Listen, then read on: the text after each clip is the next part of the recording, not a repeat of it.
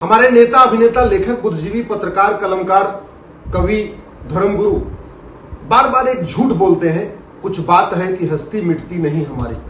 जबकि सच्चाई यह है कि पिछले 5000 साल का इतिहास आप उठा के देखिए, हम पूरी दुनिया से गायब होते चले गए। गंधार दुर्योधन का ननिहाल शांत, समृद्ध, खुशहाल था। माताओं बहनों को सम्मान पूरा मिलता था। अब वो कंधार कहलाता है। बहन बेटियों को स्कूल जाने से रोक दिया गया। कुंभा शांत, समृद्ध, खुशहाल था। माताओं बहनों को पूरा सम्मान मिलता था। लोग त्योहार मनाते थे। वसुधैव कुटुंबकम की भावना थी। सर्वमंगल मांगल्य की भावना थी। अब उसको काबुल कहते हैं और आपको पता है काबुल में रोज बम धमाके हो रहे। पर्शिया शांत, समृद्ध, खुशहाल था। सर्वमंगल मांगल्य की भावना थी। माताओं बहनों को पूरी आजादी थी स्कूल जाने की, कॉलेज जाने की। अब उसको ईरान कहते हैं और बहन बेटियों की क्या हालत है वहां पे आपको पता, रोज बम धमाके हो रहे।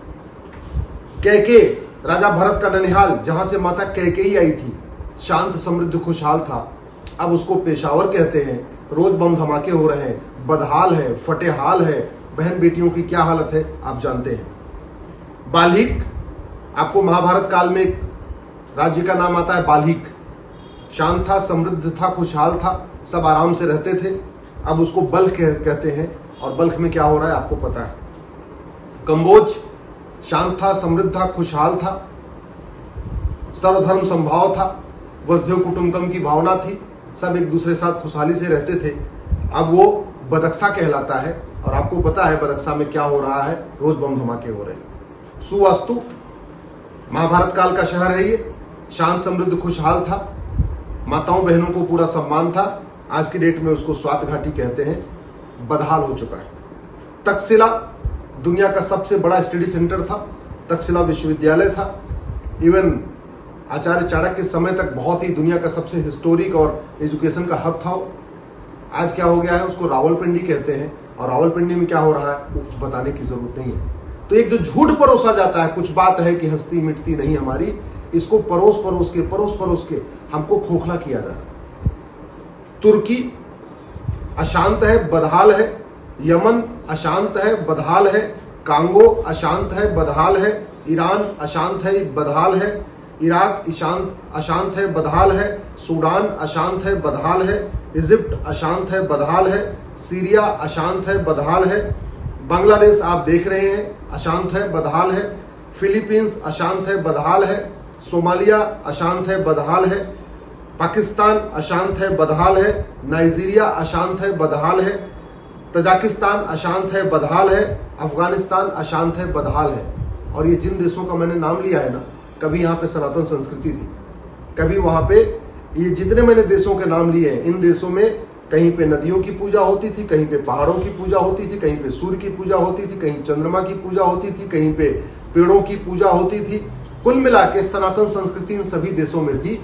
आज की डेट में वहां पे न सूर्य की पूजा होती है, न चंद्रमा की पूजा होती है, न पहाड़ की पूजा होती है, न पेड़ की पूजा होती है, न नदी की पूजा होती है।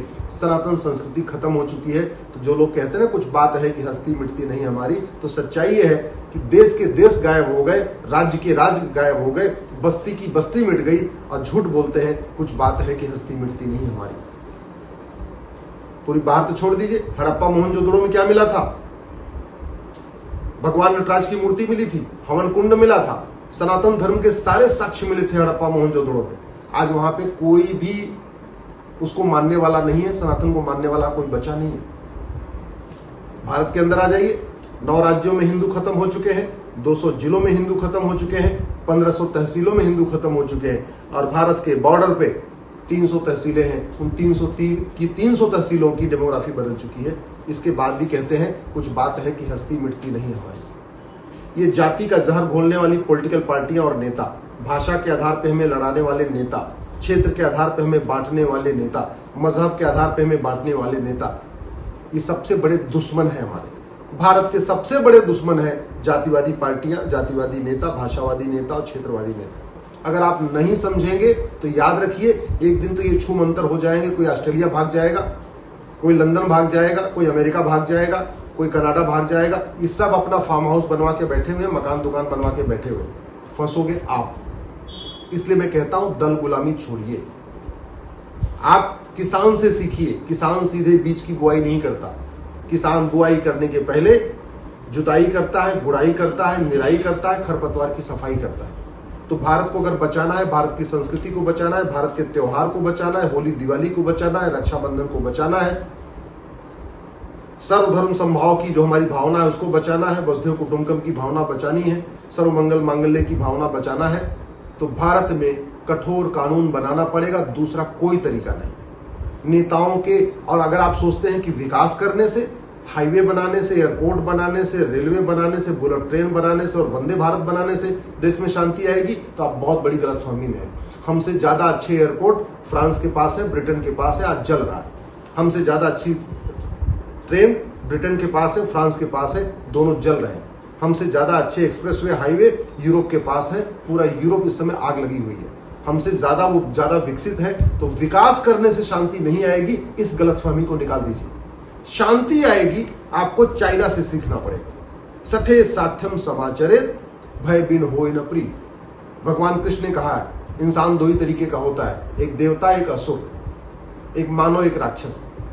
और अगर धर्म की जय करने से धर्म की जय होती तो भगवान विश्वामित्र जी को भगवान राम को लेना नहीं पड़ता।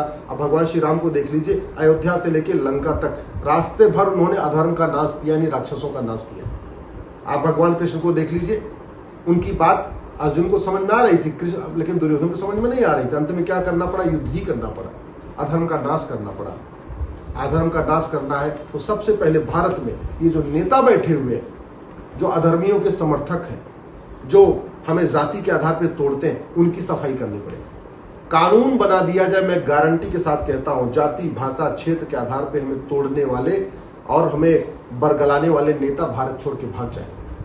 केवल एक काम कर दिया जाए, 5,000 रुपए से महंगी संपत्ति को आधार से लिंक कर दिया जाए, 5,000 रुपए से महंगी संपत्ति का कैश लेन देन बंद कर दिया जाए, 50,000 रुपए से महंगी संपत्ति को आधार से लिंक कर दिया जाए, भ्रष्टाचार को देशद्रोह घोषित किया जाए, काला धन, बेनामी संपत्ति 100% जब्त करने, भ्रष्टाचारियों की नागरिकता खत्म करने, भ्रष्टाचारियों को फांसी देने का कानून बना दिया जाए। मैं गारंटी के साथ कहता हूं, कश्मीर में जो अलगाववादी पार्टी बना के बैठे हैं, ये भारत छोड़ के भाग जाएंगे।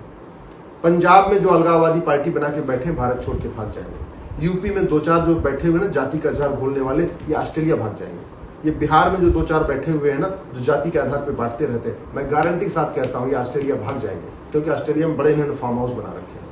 ये जो झारखंड में बैठा हुआ है ना, हमें जो बांटता रहता है, ये भी भाग जाएगा। कठोर कानून बनाने का एक ही सबसे बड़ा लाभ ही होगा कि भारत विरोधी नेता, जो सत्ताजीवी नेता है, ओटजीवी नेता है, या तो ये तिहाड़ में होंगे या तो विदेश भाग जाएंगे। जब एक बार ये जाति, भाषा, क्षेत्र के आधार का जहर घोलने वाले जो नेता एक बार तिहाड़ में चले गए या विदेश भाग गए, उसके बाद आप कोई भी कानून बनाइए, कोई फर्क नहीं पड़ेगा।